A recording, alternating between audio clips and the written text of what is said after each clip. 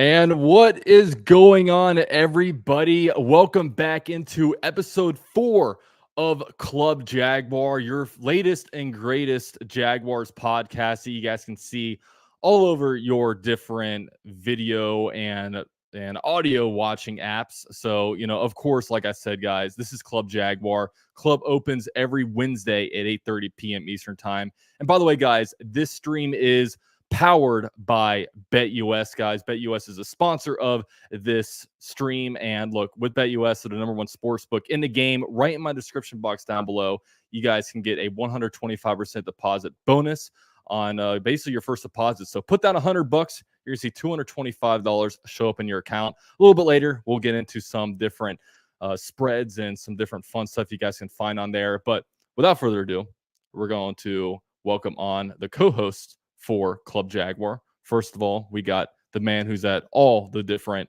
the practices for the Jaguars. We got Jordan DeLugo out here. What's up, Jordan? What up, Dalton? How we doing? All is good up in here. Next up, ironically, I won't be at joint practices next week. Very sadly. What's crazy is I'll be there, so it's okay, Beautiful. man. I'll be boots on the ground. I'll be able to cover you. Okay, I'll be able to cover you. We got that's the idea of a well managed and well functioning business. Okay, you got backups for when people can't do stuff. So that's right. I'll be glad to fill in for you. And also, we have the man that's been on a complete live stream bender. We have Jason from Jaguars United. What up, Jason? What's up, boys? Man, I am excited for Saturday, man. Some finally real football. Cracking pads, man. Finally. Yeah, the real football. And look, we'll get into that a little bit later, but it's no normal, preseason week 1 because there's actually some starters playing for each side, which of course, we'll get into a little bit later toward the end of this stream. But shout out to everybody in here. We got already 71 people joining us right here. So thank you guys so much for being here. If you guys can, one of the best ways and the free way to support this stream is to go ahead and drop a like so we can continue to grow this show and just kind of get the word out that, hey guys, there's a 3-man podcast that's live every Wednesday night. And look, guys, you guys are the early adopters. Okay. Once the season gets going and we have real games to talk about, as opposed to, arguing about who's going to be on top of who on a depth chart. It's going to be a lot of fun. And like Charlie Boy says, Jaguar streamers, big 3, let's go. So we appreciate all you guys so much for being here. So what we're going to do, like we usually have, the theme of these streams, look, it's still training camp. Not too much to talk about outside of whatever the local media is talking about. And we have local media in this stream. Like I said, he is the Messi of our Miami Football Club. We have Jordan in here, boots on the ground. Jordan, give us the latest kind of scoops about, I guess over the course of the last 7 days, some things that you've kind of seen coming out of Jaguar camp that, may have raised your eyebrows a little bit. Yeah, I got to be honest. I mean, once the pads come on, and this has been a theme around the league, you just got to worry about injuries. And so seeing Patrick Murtaugh go down, the most brutal injury I've ever seen in person. I don't want to describe it, but if you were there, and then you had Deshaun Dixon go down earlier this week, who, there was a moment of silence. It was an extended moment of silence by the entire team watching that one. But in terms of like injuries to players that are projected to start, you have to look at the offensive line. Anton Harrison's in the concussion protocol. Ezra Cleveland dealing with a leg injury. Cam Robinson has a shoulder. He is returning to practice and certainly progressing in the right direction. Doug Peterson feels that Anton Harrison will be able to return this week. And Ezra Cleveland, the leg is not like a long-term situation. But anytime you have 3 of your starting offensive linemen out or ailing in some way, and then also Cooper Hodges was dealing with an injury as well, so he's one of your top backups on the interior, it might feel a little bit disconcerting, but it's still early. It's still a month out from the Jaguars' first regular season game, so they got time to get healthy and get right. But certainly offensive line is paramount when you talk about this Jaguars team in 2024, and any football team trying to have a successful season. Offensive line is critical. I do think the offense has looked a lot more in sync lately. The receivers are doing a good job, but the corners are also competing at an extremely high level. So I think it's been a fun week since last we met. Certainly having the in-stadium practice, having a lot of practices in that time span. It's been a lot. It's been a lot to get into, and you had depth chart coming out last night. That's going to be a fun talking point. But yeah, I think that it's been a competitive week, a good week, and something to build on. Just got to make sure you keep all the big dogs healthy. Yeah, and I know Jason, lover of the Jaguars offensive line. How do you feel when you see that, there's some guys getting banged up and now, you hear a little bit about, Cam Robinson. Of course, he is back in I think in full capacity now. He's playing in 11 on 11. So then, you also Anton Harrison with concussion protocol, and then, Ezra Cleveland dealing with his own little bit of injuries. Do these preseason type of or training camp type of injuries, does it scare you at all? Absolutely not. When I heard today that Luke Fortner might be starting at guard on Saturday, I got super excited, man. What are you talking about? I mean, who could have seen that coming? Calling That's BS right wild, there. Yeah, I mean, I'm not going to beat a dead horse here. I'm going to wait to be proven wrong. I think I'm going to speak it into the atmosphere that the O-line is going to be good and that regardless of injuries, the depth is going to be fine. We're going to see some surprises. I'm not going to focus on it negatively until it's time to do so. But I was, Jordan came in kind of doom and gloom with these injuries and the with the seriousness of these injuries. What he omitted was getting Ventrell Miller back on the field. So, Jordan, how did Ventrell Miller look out there? Because we have never seen him. I'll tell you what, Ventrell Miller, I'm trying not to get worked up about the depth chart right now because I know we're going to talk about that. I'll just say this. Ventrell Miller, in my opinion, has been the third most impressive linebacker on the field. And if you know what I'm saying, you know what I'm saying. Like if you can read between the lines there. Yeah, I think Ventrell Miller has been fantastic. And obviously, you haven't seen him as much in coverage. They've gotten him rolling downhill in a big way. And that's exactly what he should be utilized as, like that downhill thumper, a guy that can roll sideline to sideline, but you really get him moving downhill and he's going to pop some runners and do a really good job blitzing and just wreaking havoc. So I think Ventrell Miller has been great. And yeah, seeing him out there with, I don't know if it's a club, if it's a cast, if it's a wrap, but whatever it is, you got a big situation going on in his left hand and he's getting after it regardless. I know, so Jason last week was kind of was doing like a wide receiver tier list. And, one guy I haven't heard about a while is the albino tiger. He might be back in the form of linebacker Ventrell Miller. Okay, we hear all about him in practice and all this stuff, but he's back. And of course the coaches love to talk up these guys, but we're of course going to get into the depth chart. I'm curious with with you, Jordan, one talking point that I've been kind of hearing about is that Brian Thomas Jr. seems like he's kind of heating up a little bit.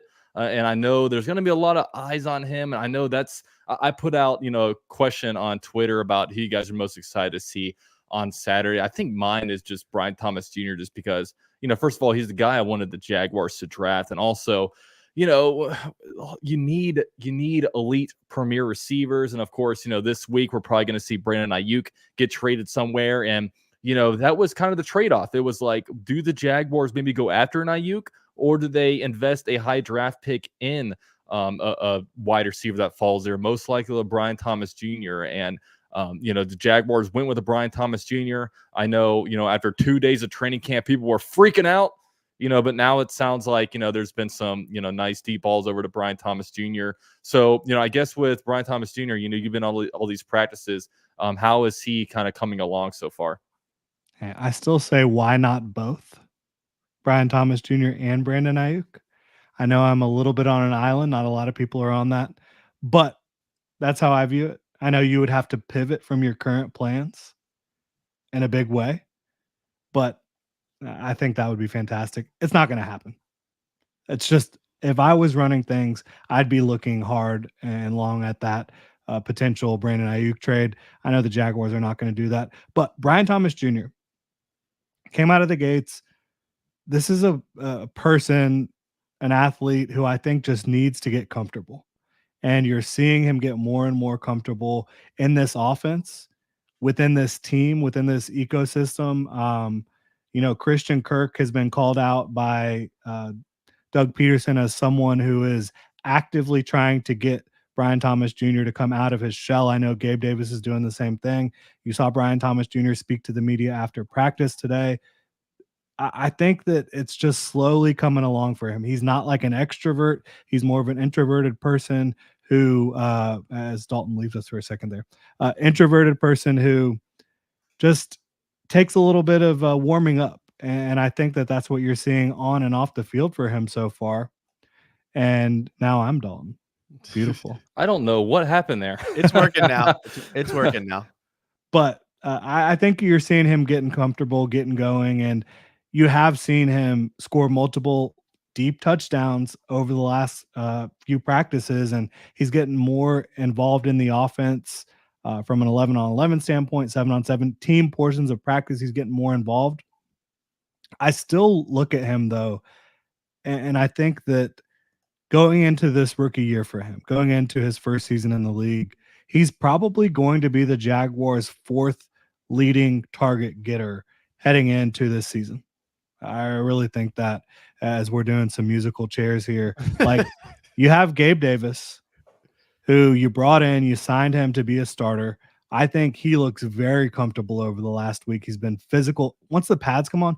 And you got to give Press Taylor credit. As soon as the pads came on, like he said, Gabe Davis has started to really show out.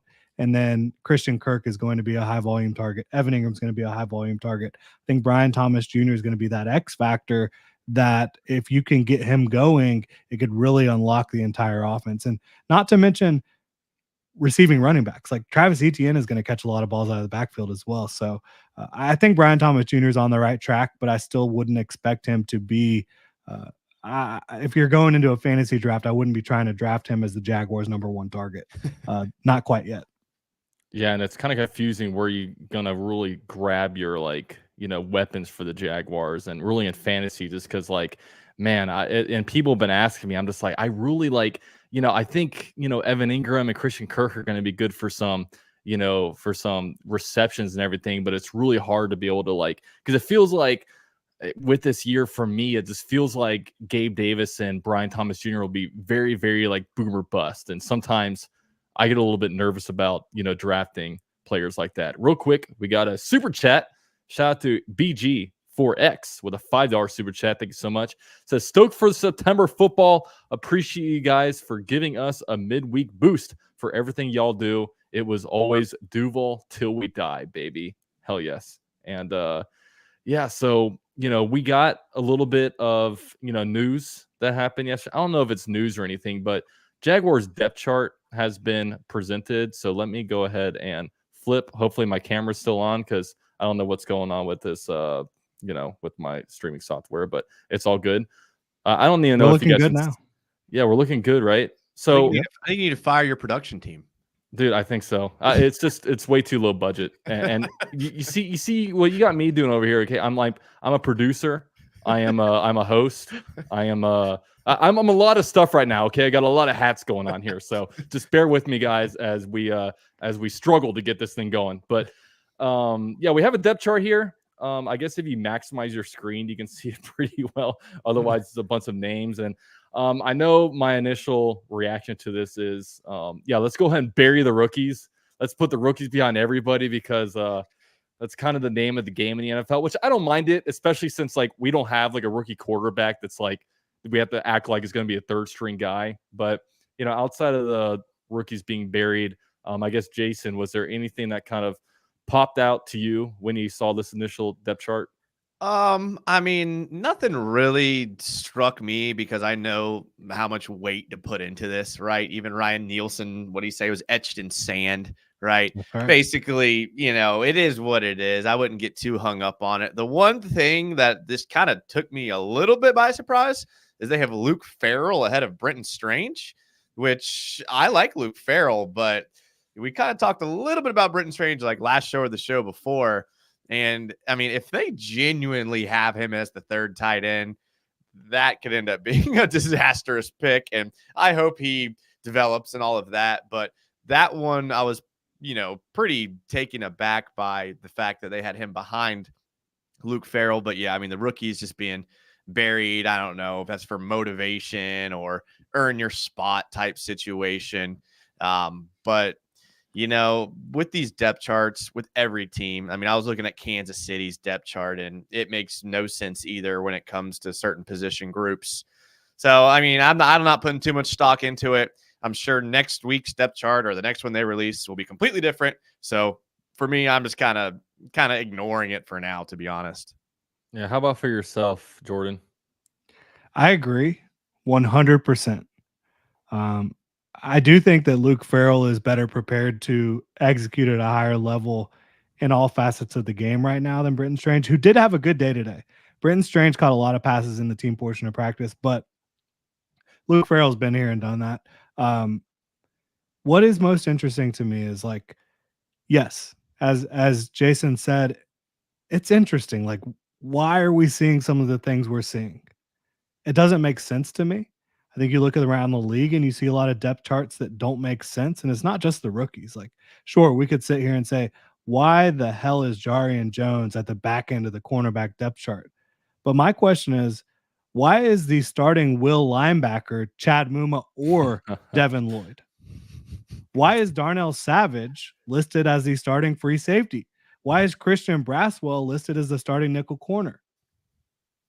Like, yes, we can say that take this with a grain of salt, but at the same time, like Ryan Nielsen, while he said this is etched in sand, he also said the final say comes down to Coach Doug Peterson for the first unofficial depth chart. Like, why does it look like this?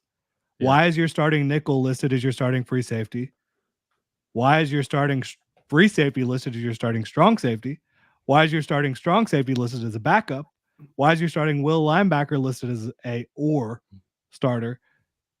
It's kind of baffling in my opinion. Yeah. And I know it doesn't matter because, again, I know what it's going to be. I've seen what it's going to be. But it's weird. Yeah, and that's a funny thing because you're literally at practices and you can kind of make out your own. Like if people are actually charting this, they can probably tell that. I mean, I imagine Jarian Jones is getting more first team reps than Christian Braswell or a Monteric Brown.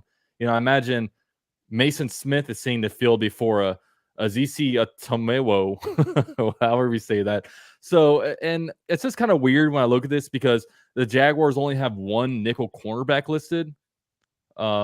They have like the Chad Muma or Devin Lloyd situation going on here. It's definitely very, very strange. And they have Javon Foster listed as the backup right tackle. I know we talked a little bit about Javon Foster. Is that where he's kind of seeing most of his reps right now as the right tackle? No, Walker Little's the backup tackle on both spots. Okay. That's what it is. And Javon Foster is the fourth tackle. And also another thing that's funny on here is that, you have kick returner down here and it's just Devin Duvernay and Tank Bigsby. There's no Keelan Robinson back here. I mean, Keelan Robinson is back there and we expect him to be returning kicks in a preseason, right? Well, he hasn't been playing, has he? He's been injured, right? Yeah, he's had an injury situation he's dealing with, but at the same time, like, yeah, you drafted him in the 6th round. Do you have to keep him? No. But at the same time, you did draft him. Like, why are we not listing him as a specialist at all? I'm not sure. Well, what about one of the Big Cat Country writers that was at camp reported that Christian Braswell looked really good at camp. So is he someone that does. Is that someone that you could see playing his way into that nickel spot? No. Absolutely not. No shot. If Darnell Savage is not starting at nickel, it's going to be Jarian Jones. But Darnell Savage is going to be starting at nickel. When they said, I mean, we've talked this before, but when Doug Peterson first came out and said that Savage was going to be the nickel, that surprised me because I don't think he's played nickel since college. Right. And he's, it's been a free safety most of his career until last season when he moved down to the strong safety spot. So I was more surprised by seeing him at nickel. Yeah, I had somebody on one of my shows today say, well, Darnell Savage has been playing free safety his whole career. Why is that a surprise that he's listed there? It's because if you've been to practice, if you've listened to what the coaches have to say, Darnell Savage is your starting nickel. Antonio Johnson is your starting strong safety.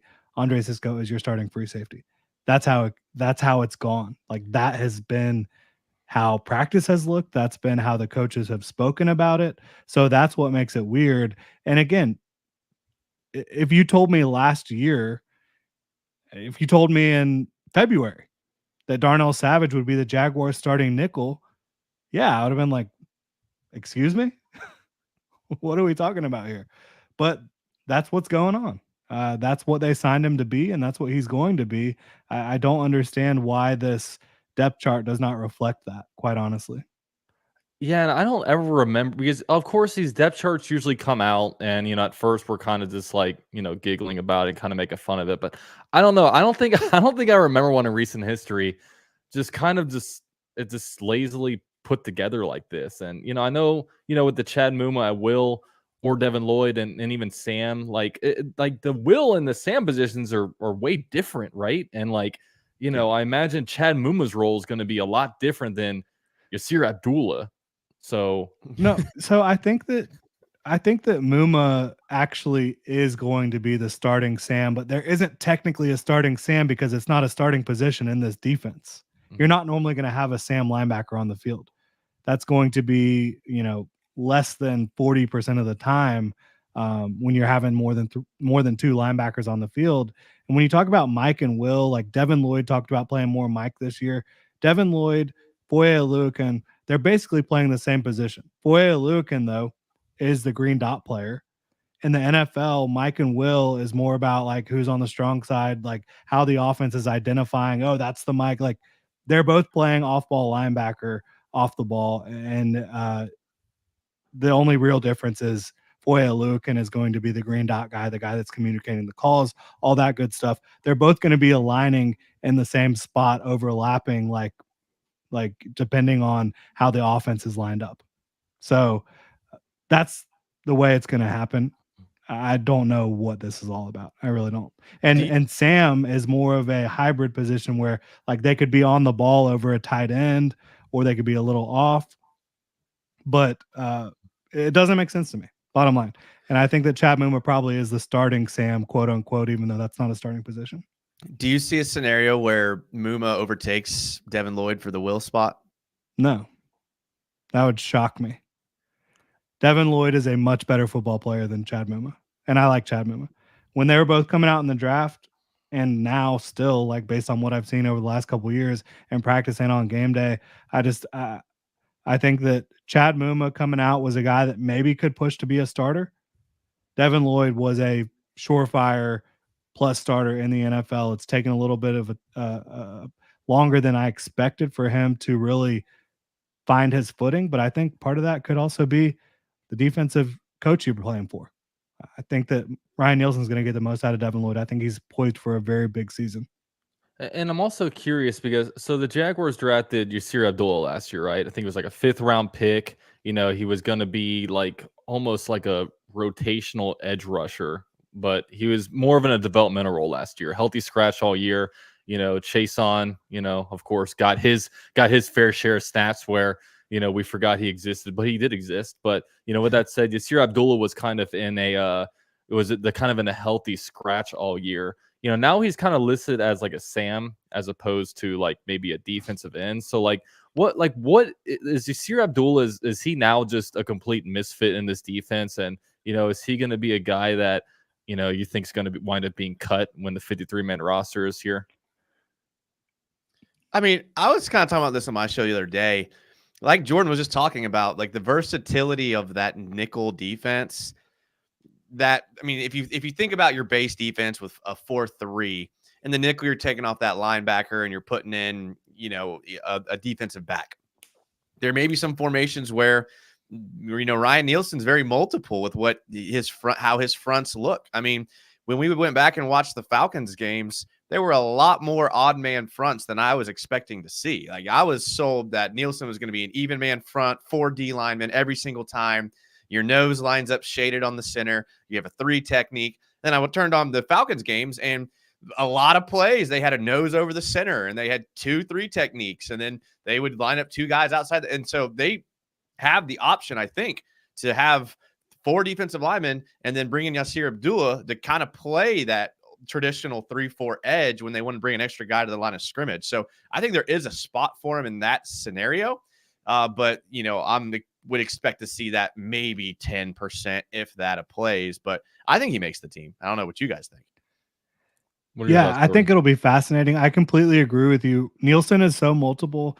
And I think, like, you know, base downs when they're just trying to come out and get first and second down and execute, it is more of that traditional 4-2-5 defense where it's 4 down linemen. But he really gets wild week to week and game to game, drive to drive, trying to make sure offenses are on their toes and confused with the fronts and the back end, you know, rotating on key third down plays. That's when you see it a ton from Ryan Nielsen. He's talked about that. He thinks that on third down, you have got to be multiple. You have got to be able to confuse teams, be able to break tendencies. And so that's when you see a lot of that stuff. And I do think Yasir Abdullah actually does make sense as a hybrid edge / Sam type of player. I could absolutely see that where you have a guy lined up where traditional Sam would line up, but is he coming off the edge to rush? Is he dropping in coverage? You don't know. I think he has the athleticism and the physical ability to do those things. I would like to see him make the team potentially, but it's going to be a numbers game. Yeah, and that's one guy that I'm probably pretty interested in seeing, just if he can kind of carve out a role for himself, because, you know, of course, you know, the Jaguars last year kind of struggled when it comes to a third edge rusher. The Jaguars did bring in, you know, a Travis Gibson, and, you know, by the contract, it's not like he's, you know, if you just look at his contract, it doesn't look like a guy that's going to, you know, explode by the numbers, but he is a guy that the Jaguars do, you know, potentially like to be able to fill that role. But, you know, when it comes to third down situations, you know, if they want to bring a guy in that could potentially rush the passer, and I don't know, I don't have any idea if Yasir Abdullah can actually do it, because, you know, we saw a little bit of him last preseason, and then we didn't see any of him in the regular season. So, you know, obviously, you know, your first off season from rookie year to second year, you know, you get to work on a lot of stuff that you might not be able to work on, you know, from week to week in the NFL. But that, for me, is a guy that will be really fun to watch. So with that said, next up, guys, by the way, this video is sponsored by BetUS. And with BetUS, we're going to go through and look at some future player odds here. Okay. And by the way, guys, 125% deposit bonus down below. But I want to ask you guys, okay? So we're going to go into some Jaguar player futures, okay? We'll start with, how about we'll let Jordan go first on this, because because I know Jason, he's probably scoured through the lines. When it comes to like NFL leaders, okay, where do you think like Josh Allen ranks amongst like the odds to be the leading pass rusher when it comes to sacks in 2024? Where do you think he ranks? Like you said, I haven't seen this. Jason might have. I would guess 6. Okay. How about you, Jason? I haven't seen it, and I hate agreeing with Jordan, but I was going to say 6 too. But just for the sake of trying to be right, I'm going to say 8. Ooh, you guys are both under, man. Look, Josh Allen's actually tied for 5th. Hey, I was right there. Bosa at plus 900, which means, guys, if you guys that's where he down, should be.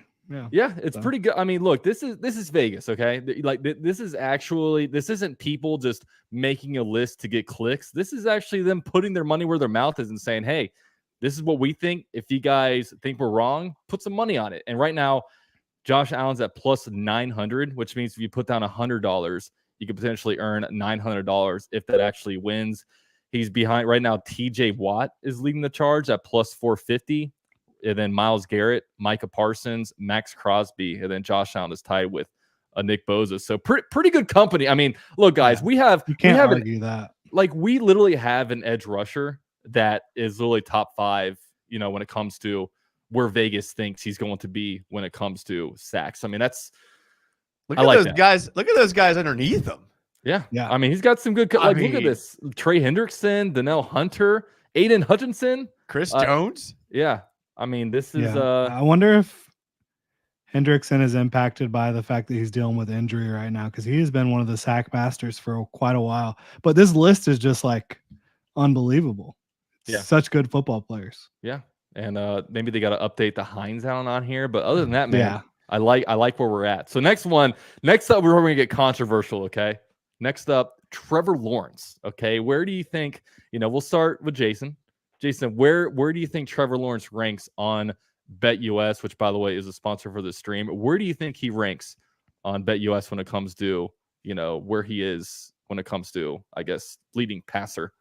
Like touchdowns or yards, or what are we talking? Like this is total yardage, like a total yardage leader. Okay. I'm gonna say 17th.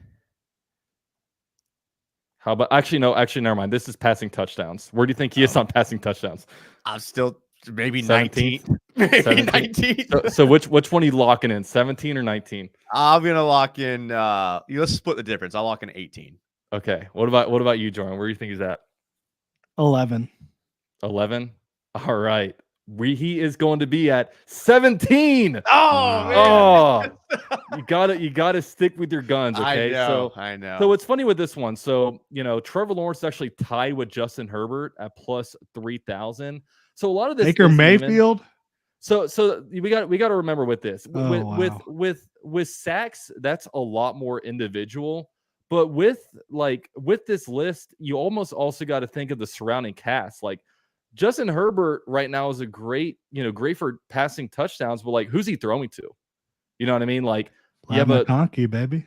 And then like right now, Quentin Johnston is not looking too hot. No. And like he just there's just not a lot of weapons out there. And when you look above him, I mean Baker Mayfield, obviously he has Mike Evans, he has Chris Godwin. He has some weapons out there.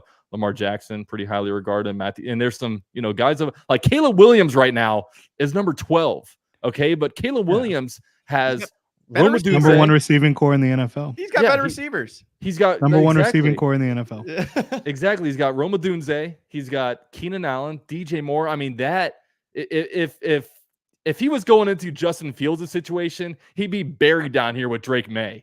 You know what I mean? At plus 10,000. So a lot of this, it isn't even like, oh, that's a disrespectful thing. Like over here, they kind of, it's kind of a combination of like, how good do we think the quarterback's going to be? Like I think right Rodgers is interesting. You're betting on him to stay healthy. That's what you're betting on there. And you're also betting on the Jets too. That's another tough thing too. Whenever I like go for a Jet in fantasy football, it just never works out for me. And right now I'm sitting at like the number 2 overall pick and like in a league, and I'm like, man, like Breece Hall? I love Breece Hall, but he's a Jet. Like that's the main thing, stop me from it. But Kirk Cousins. I actually think Dak at 2 is way too high, not because I have anything against Dak. Their offensive line, I don't trust the tackles this year. And I don't trust, your running game is going to be awful. Ezekiel Elliott is your number 1 runner. Yeah. Are they going to trade for somebody? Like, what's going on in Dallas? I don't buy it right now. Well, these odds, when it comes to like gambling and these futures, a lot of the stock they factor into the algorithm is how they did the previous year, obviously. So when you look at Dak having the year he had last year as far as touchdown passes, you look at Trevor Lawrence. Had Tyron Smith protecting him too. Yeah. I mean, well, and that's why I think Trevor's so low is because last year he didn't throw a lot of touchdowns. And I will defend myself by being tied with Justin Herbert. Technically, you can make the argument he is 18th on the list. Just saying. That is true. Winner. That is true. All right, you win. Winner Jason, there. You win. And I think there's more things on. I mean, literally, BetUS has so much stuff that you can even gamble on Olympics on here. But regular season receiving yards leader. I mean, down here buried is Christian Kirk, and he's actually tied with Brian Thomas Jr. I think they just put just a bunch of players kind of at plus 5,000, plus 8,000. But yeah, I'd stay away from this one. For that one. When it comes to Jaguar, stay away from that one. Regular season touchdowns, but I just thought it was interesting. NFL regular season rushing yards. Let's see where we have Travis Etienne, number 13, tied with Kenneth Walker Jr. You should probably be higher than that. Yeah, but the O-line at the same time. Yeah. He should probably be higher than that. I mean, Travis Etienne was probably so much better of a running back than where he finished in rushing yards last year, but man, with running Look, back, Nick he Chubb's really not only even is good. healthy right now. Yeah. Devon A-Chain's in a split backfield. Obviously, he's unbelievable. Josh Jacobs in Green Bay, he's going to run a lot, but they've also got a couple other runners that they like a lot. Kyron Williams, they just drafted Blake Corum. It's going to be interesting. I think Etienne's going to finish higher than that, but are you going to bet on him to finish first is the question. Yeah. If Breece Hall hits the over, Aaron Rodgers hits the over, they're winning the Super Bowl. They are both insanely high on that list. Yeah, I mean, I think the Packers, if they stay healthy, Packers, Aaron Rodgers, if the Jets stay healthy, they're going to be one of the toughest teams in the league. They are. Yep. And guys, by the way, next segment we'll end this off degenerate here. Gambling. The degenerate gamblers can come out now, okay? I know there's some of y'all out there, okay? You can gamble on this Saturday's matchup where the Jaguars are 1-point favorites over the Kansas City Chiefs, baby. Let's go. We're finally getting our revenge. People, we think people are sleeping on Jacksonville. BetUS is not, okay? They have us favored over the back-to-back Super Bowl champions, which we're going to get into that. I'm going to quickly sign off from BetUS. Shout out. Thank you so much to BetUS for powering this live stream and giving us some, fun stuff to talk about, guys. 125% deposit bonus and the link down below. Look, guys, they have great 24/7 customer service and also quick 24-hour payouts. So if you guys, hit that Trevor Lawrence at, what was it, plus 5,000 or something, I forget where he was, but if you guys hit all these Jaguar ones and they come out to be true, you guys are going to be able to get your money right when it finalizes. So, shout out to BetUS for sponsoring this stream. So with that said, we're going to get into and talk about this upcoming game. Let me go ahead and switch these views. Boom, bada bing, and boom. I don't know. Is Jordan still in my spot on y'all's screen? How's it looking? Yep, I'm right in there in the middle for me. Okay, let me switch this around. How's that looking? I think, Beautiful. yeah, I think it's working regularly now. But perfect. Give it a second, and I'll let you know. Okay. Yeah, I see it. All right, sweet. So this Saturday, the Jaguars have their first preseason game. And, this is probably one of the better preseason games this week because, a lot of times people are a little gun shy about playing their starters. But, the Jaguars announced very early in the week, I think on Monday, that they will be playing starters. And I think today it was announced from the Kansas City Chiefs side that they're going to be playing starters for about a quarter. So, when we hear this news, Jason, how fired up are you? Will you be in Everbank taking pictures with the fans on Saturday? Absolutely. I mean, was it even a question if I'm going to be there? Of course I'm going to be there. Now, the night games, they tend to hit me a little bit harder than the early day games. So, if you see me, come talk to me and I will be, do my best to, have a normal conversation with you. But the good news is by halftime, I typically start getting toward the exit of these preseason games. Although I am excited about the potential second half matchup between CJ Beathard and Ian Book. I think that around halftime, I'll have had enough and I may venture myself over to Intuition or something like that or in the area. So I'll be there. I'm just excited to see, like I said in the intro, I'm excited to see live football. We always make a party out of it. And I'll do my best to have some coherent live tweets during the game. Beautiful. So let's hear from you, Jordan. How pumped are you? I'm just happy to be playing musical chairs over here. I don't understand what's going on because for me, it's showing that like I'm on Jordan's spot, but on YouTube right now, I'm just you better believe YouTube is flipped for some reason. You better believe I'm gonna get off this stream and demand the manager of StreamYard for this terrible service that it's providing me. So they're about to feel my wrath, and I'm gonna be speaking to their manager. But let's hear. So yeah, it is hilarious. Like Carson Wentz is the Chiefs' backup. Doug Peterson and Carson Wentz have quite a history there, right? Think a jersey swap after the game? Yeah, for sure. Doug's gonna take off whatever shirt he's wearing. Carson's gonna take off the jersey, sign them, hand them to each other. It's gonna be beautiful. So preseason wise, I think the fact that you're gonna see starters, I could honestly care less about what the starters look like. I don't think it matters. We've seen you've seen teams go 4-0 in the preseason. I know there's only 3 games now. You've seen teams go 4-0 and lose every single regular season game. You've seen teams go 0-4, win every single regular season game. Do you remember Patriots what the Jaguars winning them went all. last year? 3-0? 1-2, 2-1, 3-0, baby. We were 3-0. Yeah, and they didn't make the playoffs. So that goes to my point. We didn't talk about that part. Look, yeah, it doesn't matter how the starters play in preseason because it's such limited action. What I'm excited about for the preseason, obviously, seeing a Brian Thomas Jr. get to go out there and play is exciting. But the guys that are competing for the roster, the guys that are competing for spots on the depth chart, that's what I get excited about during the preseason. And I think that there is tremendous competition throughout the roster this year, more so than there has been in a lot of years past.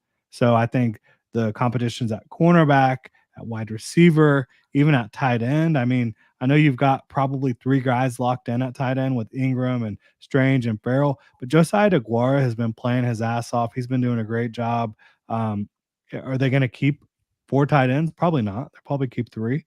But Josiah Jaguar is making it hard, and I think somebody's going to end up with him on their 53-man roster at some point in 2024.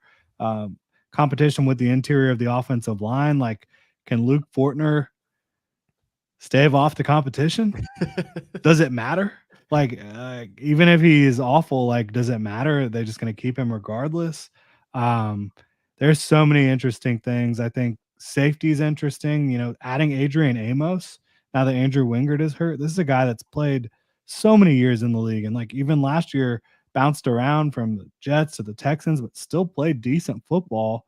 I think there's so many compelling depth pieces to look at with the Jaguars, and you're not as worried about the opponent in preseason. It's really about what you're seeing from your guys, because it doesn't matter if you win or lose.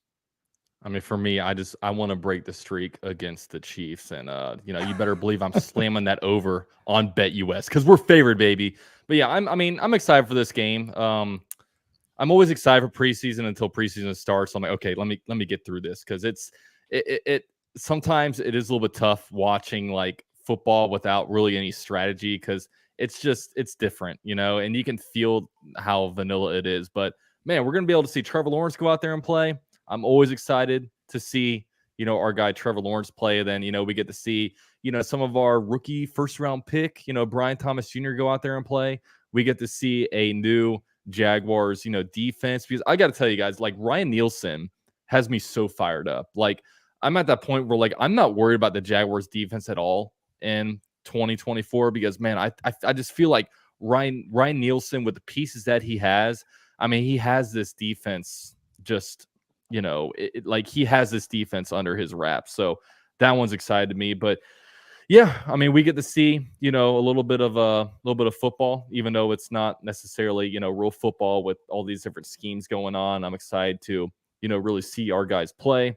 I'm excited. It's real for the guys competing for a job. No, it is. It is. It's as real as can be. And that's really, I will say Cam Little. He's the only kicker on the roster. He's the starting kicker. It'll be good to see him if there's any situations where the Jaguars get into some kicks where they need to take the lead or hold off and try to win the football game. Because I know even though it is preseason, for the kicker specifically, those points matter.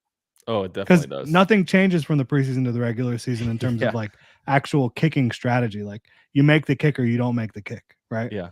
No, exactly. They need another to go. Another matchup is like the Chiefs wide receiver core is like full of speed.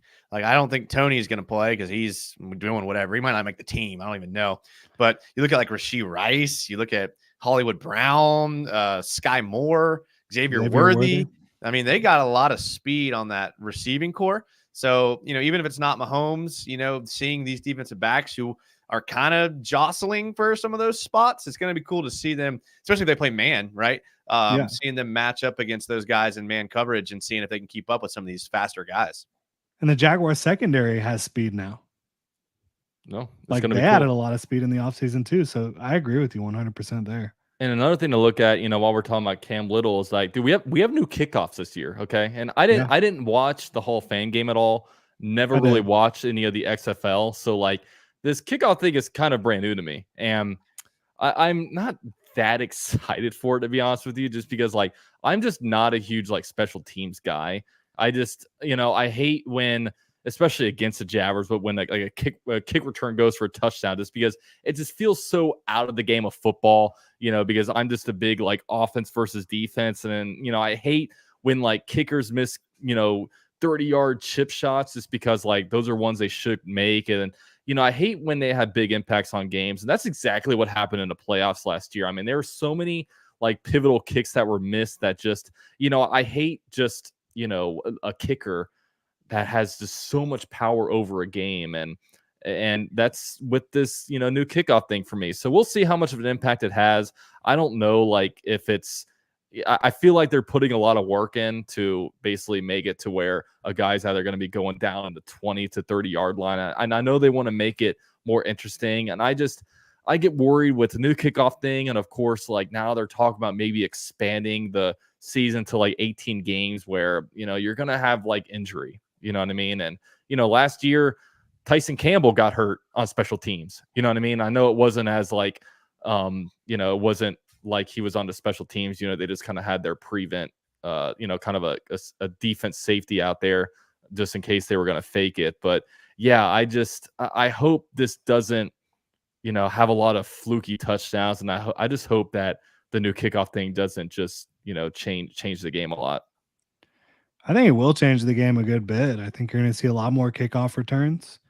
Um, you know, if you're kicking it in the end zone, team's getting it at the 30-yard line. You don't want that if you're a coach. So I think you're going to see a lot of kicks in between the goal line and the 20-yard line where teams have to return it. And it's going to be interesting to see how it plays out. In the Hall of Fame game, you saw multiple penalties of guys moving early on both sides. You saw some slippage, which I think that was more about the field than anything else. Some guys falling down. I don't think you're going to see any real strategy until the regular season starts.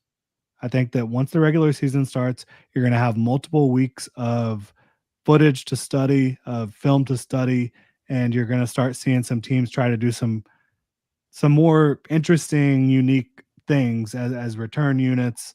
But I understand your point as far as like special teams kind of being that part of the game that doesn't really seem to fit within the flow of the ball game.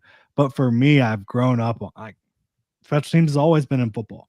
And so I'm excited about it. I'm excited about the potential for kick returns being a little bit more this year. And I don't want special teams to go away. So that's just how I view it. I'm glad we have differing opinions so we can kind of debate on that. But I think that it's exciting for the league.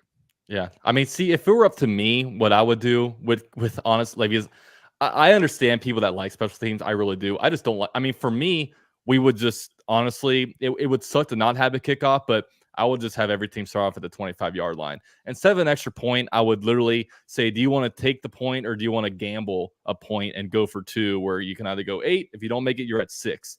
So that's just me. Of course, we have, everybody has different reviews. I just hate when special team shifts games. What do you think, Jason? It can't be worse than the Texans fullback returning a kickoff for a touchdown. So if you think about it that way, it can't be worse than that. So I think the only way to go from here is up. Additionally, if you have a good kicker, now you might have an advantage. I think the Jags do have a good kicker now. And the only other point I would bring up in favor of special teams is it does create more roster spots for players. You see these guys, whether it's kickoff coverage or kickoff return, they specialize in it. And I think that does add an interesting dynamic to the game. So I'm with Jordan. I like to see the special teams aspect, especially now that we have a good kicker. And if we give up another touchdown to a fullback, I may cancel my YouTube channel if that happens again. I might do it. So overall, are you guys both in favor? Do you guys like the new kickoff thing, or is it kind of yet to be? I like it. I like it. It adds more plays to the game. The kickoff into the back of the end zone was a waste of two commercial breaks during football. So at least we have something in between those now. Yeah, and I'll remain open to it. I just, man, I hate when special teams shifts things. But yeah, I know we got a lot of fans of Dewey Wingard, and the guys like that make their way through special teams, and I know that's how a lot of You're gonna guys. hate when special teams shifts things when Heath Farwell's special teams unit gets the job done. I just, That's I my mean, question. have we had like in the last couple years? I mean, I know Logan Cook's fake punt throw to Tim Jones is pretty cool. I'm just I trying to mean, they've remember. been a top 10 unit overall the last couple of years under Heath Farwell when Yeah, it comes to making field goals, even though Brandon McManus was wildly inaccurate last year at times. Obviously, punting with Logan Cook, kickoff coverage, kick returns. I think Heath Farwell's got these guys playing pretty good. yeah. You had the Jamal Agnew moments, you had the Jadon Mickens moments, so they're there. You just gotta, Yeah. dig back into the memory to remember them. I mean, I am a fan of punt returns. I will say, I do think that's. I mean, I like that because it's actual. I think it's it's a fourth down, and you're kicking the ball, you're punting the ball to the other team. So yeah, that's one thing. I am excited to see it, and I really hope I am pleasantly surprised by it. I just feel like you might be putting a lot of work in for just like a difference of like 5 yards here and there, but we'll see. Maybe It's the to save Jaguars. kickoffs. Maybe To save kickoffs. That's what it is. Yep. Yeah. So we'll see. We'll see. I'm a little bit. I'll be cautiously optimistic about it, but Because if I'll this go doesn't work, they might move towards. my theory. Yeah. Like if this doesn't work, what else are they going to do? But one thing I don't like about moving away from special teams is there is something about like to start the game, the foot hitting the ball to kick off the game. It would be weird just to start a game on the 25-yard line. So you just start each half with a kickoff, but nothing else. No other kickoffs. But then aren't you like putting too much work into like, something you're only doing twice? I don't know. We'll see. Yeah, you're arguing against yourself right now. Yeah. I mean, I think it's a healthy debate. I think it's a healthy debate, but I do too. I don't know. I mean, even the NFL doesn't have an answer to it. They had to borrow something from the XFL, and the NFL really doesn't like to borrow things from college football. Well, And I'll be honest with you here. The UFL, XFL, part of the agreement between these two leagues, the UFL now and the NFL, was that they are going to try some things that the NFL wants to look at implementing. And they liked that. They liked what they did with the kickoff. So it's not as if the NFL doesn't want to borrow from that league. It's actually working cohesively to try to better the game. So I think that's a cool thing between the two leagues. yeah. So I guess we'll end this stream here. So with this upcoming game, obviously this will be the first time, I'll be able to actually see this 2024 Jaguars team in live action. It'll be Jason's too. Jordan's been to all different training camp practices. So, I guess we'll start with Jordan. Who's one or two guys that you're really looking forward to seeing, and we'll kind of go around the table. I'll let y'all talk about Brian Thomas Jr. I'm excited about Jarian Jones. I'm excited about Mason Smith. I mean, these two guys on defense, they are so talented. And you've seen Mason Smith really come on since the pads came on when he's been able to go full go. Jarian Jones has been pretty consistent throughout. I'm excited to see DeAndre Prince. This is a guy that the Jaguars drafted that we've talked about here on the channel that we think probably should have been drafted earlier. And he's made plays. He's looked smart. Can that carry over into his first preseason game? And just the whole cornerback room, we've talked about it, super competitive. Like, in my opinion, right now, Buster Brown's fighting for a roster spot. Even though you look at the depth chart, he's way up there compared to some of the other guys. But I think DeAndre Prince and Jarian Jones have shown enough so far. And obviously, there's still almost a month to go before roster cuts. I think that they're obviously Jarian Jones is going to make the team, but I think DeAndre Prince is going to make the team. Like we've said, Christian Braswell has been making plays at corner. So I'm excited to see that cornerback room. I really am. I'm excited to see the edge depth compete, whether that's Rasheem Green, who I was happy that they signed, Raymond Johnson, some of the other younger guys where you've got the kid they drafted out of Texas Tech this year, Miles Cole, Yasir Abdullah. Lot of competition on the defense side of the ball, and I think that that's going to be fascinating. So let's hear from you, Jason. Yeah, Jordan, just go ahead and just name the whole team. While you're at it, just go ahead and name everybody, you know. But hey, he didn't take Trevor Lawrence. You can take him. I'm gonna go on a limb here. I kind of want to see how some of these guys rebound from last year. Let's see how Luke Fortner does at guard. Let's see it. Yeah. Is he going to get pushed backwards in preseason? That'll tell us a lot about what's happened in the offseason. Let's take a look at Chad Muma at linebacker. Let's see what all the hype's about. Let's see if he can play that off-ball linebacker spot at a starting caliber level. And then finally, Antonio Johnson. Let's see. We didn't see a ton of him last year, so let's see what he can do against these speedy receivers. I kind of already talked about that. Let's see where they play him on the field and how much he plays, and kind of seeing how these guys who we want to see take a step this year, let's see if they actually take that step.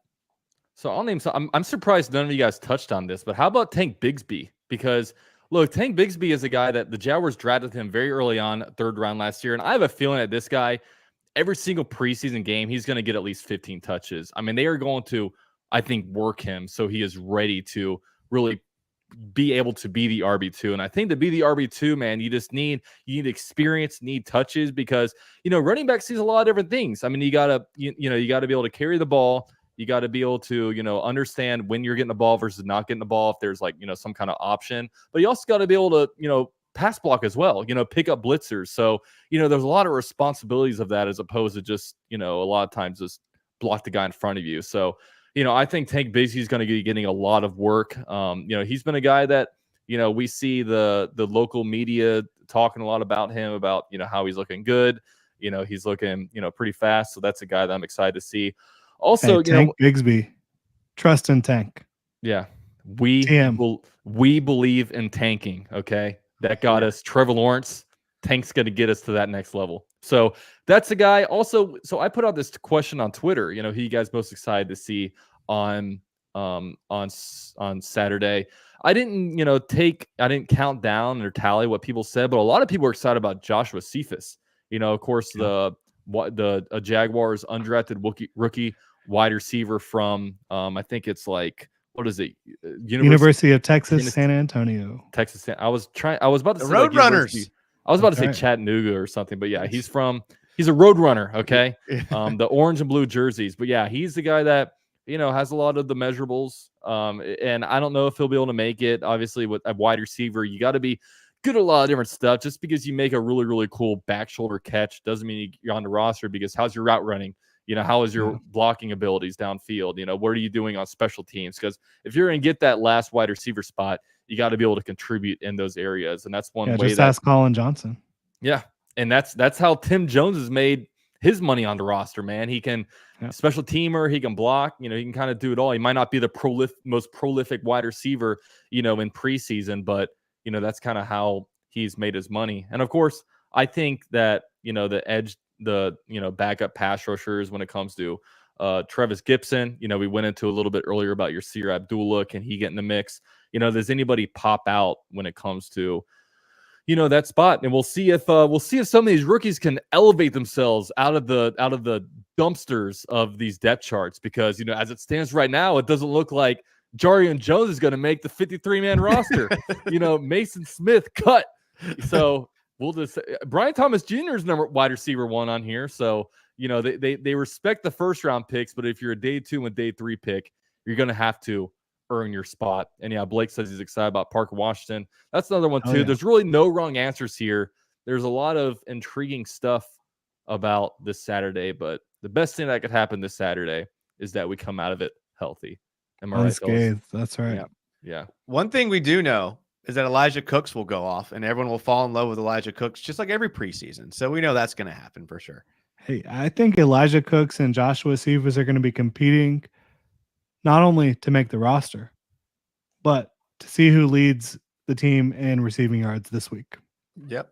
I think that's going to be easy to predict. Parker Washington's going to get some catches, but he's not going to play too much because they know that he's pretty much locked in.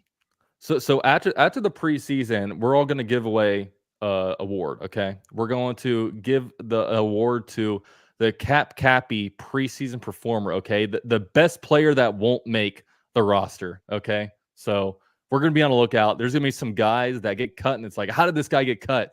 He's going to I go on. have one right now. But I'm ready quick question: will he go on to be an All-Pro for the New York Jets? Yes. Okay, let's hear it. Jalen Jackson, running back, Jacksonville Jaguars, number 36. He's going to ball out this preseason. That's a deep one. I mean, he probably. He's been excellent all training camp. Has he been kick return, punt returning at all? No, not really. But and I don't expect him to make the Jaguars just because of their running back situation. But he has been running the lights out. He has been catching passes out of the backfield. He's been everything you're looking for. Low center of gravity, contact balance, quickness, speed.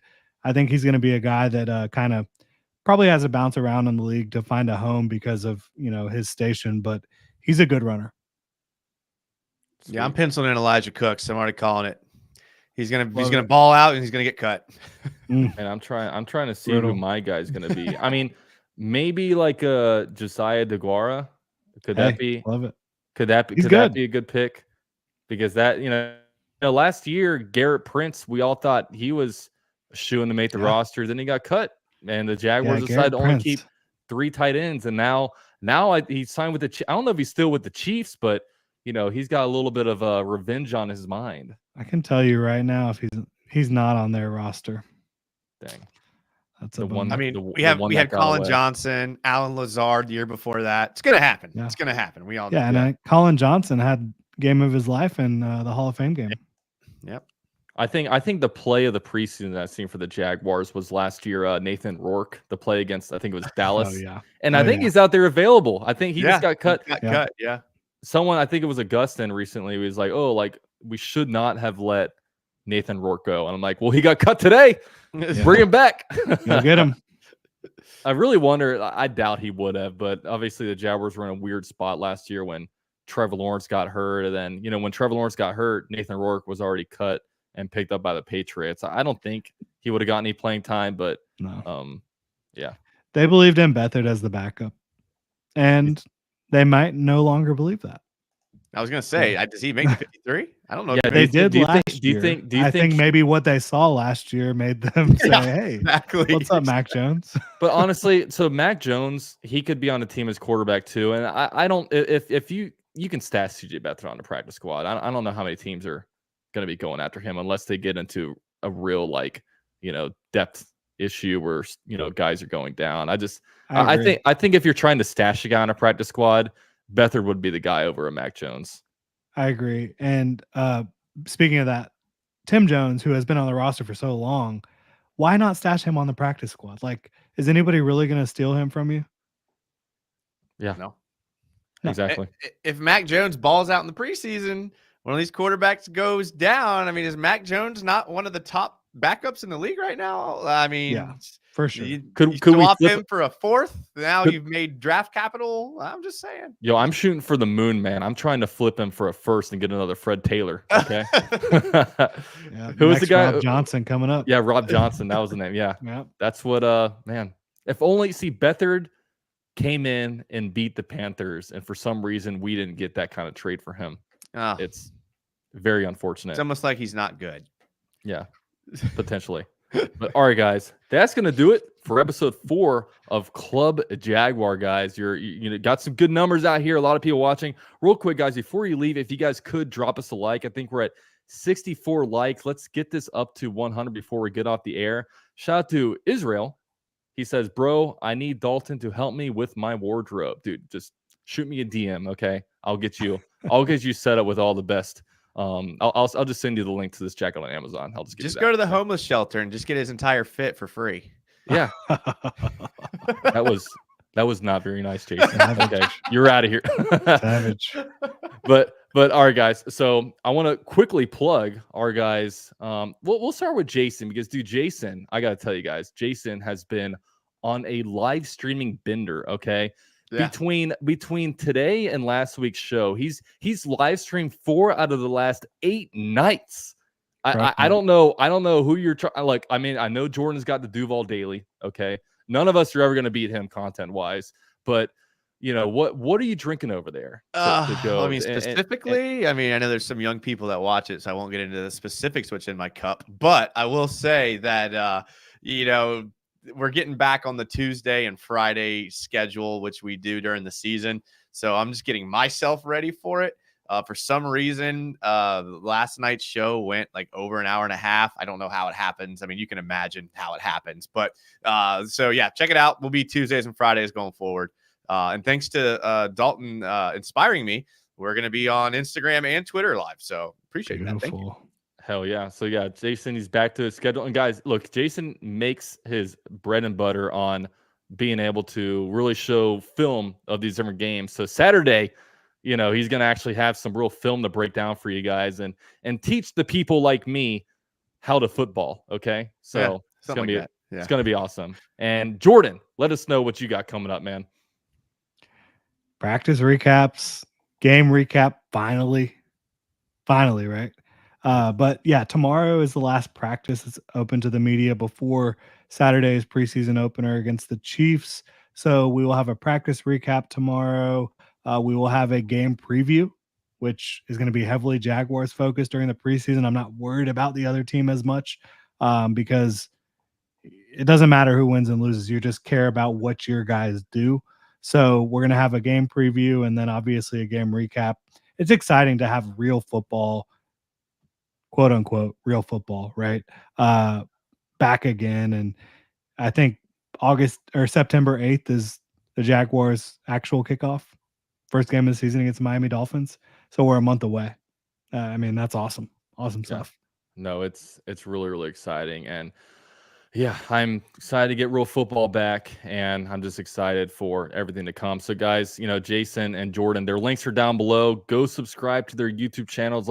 Let's help grow this Jaguars community of YouTubers. It's not a big, kind of pool of us. And there's also, we kind of get outnumbered by, the other fan bases out there when it comes to, the total number of views and subscribers. But guys, definitely go support these guys. The channels are driven off of their passion for the Jaguars. And, we love to be able to give you guys content just like we do right here every Wednesday night on Club Jaguar. And also big shout out to BetUS for sponsoring, Club Jaguar every Wednesday. Go check out the link down below. 125% deposit bonus on your first 3 deposits up to $2,000. Okay. It's a lot of dinero dollars. Okay. Their best sports book in the game, 24/7 customer service, and quick 24-hour payouts. And with all that said, we are signing out. We will see you guys next week. Go Jags. Go Jags.